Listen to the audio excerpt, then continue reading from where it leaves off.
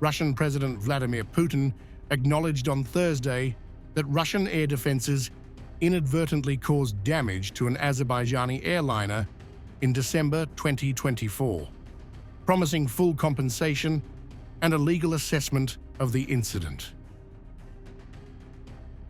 The admission came during a meeting with Azerbaijani President Ilham Aliyev in Dushanbe, Tajikistan, where the leaders attended a regional summit and sought to strengthen bilateral cooperation following months of strained ties. Putin explained that 2 Russian missiles detonated near the Azerbaijan Airlines flight after reports of Ukrainian drones entering Russian airspace. The 2 missiles that were launched did not hit the plane directly. If that had happened, it would have crashed on the spot. But they exploded, perhaps as a self-destruction measure, a few meters away, about 10 meters. And so the damage was caused, mainly not by the warheads, but most likely by the debris from the missiles themselves. That is why the pilot perceived it as a collision with a flock of birds, which he reported to Russian air traffic controllers. And all this is recorded in the so-called black boxes.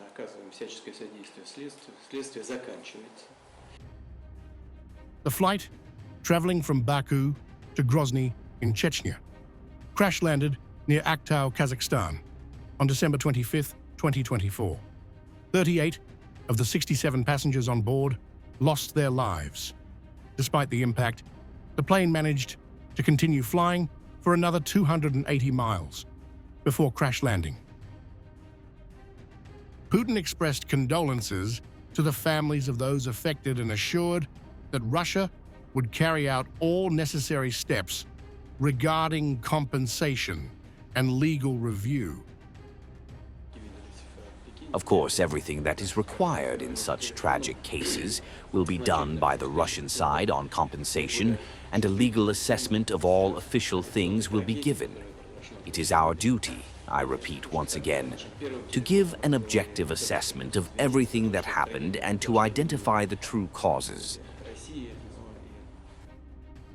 President Aliyev thanked Putin for personally overseeing the investigation and welcomed the transparency, noting the importance of resolving the matter constructively.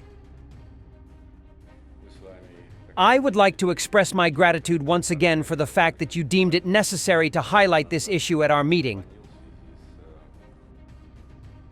The Dushanbe talks follow a brief phone call between the leaders on October 7th and reflect efforts to restore trust and cooperation between Moscow and Baku after months of tension.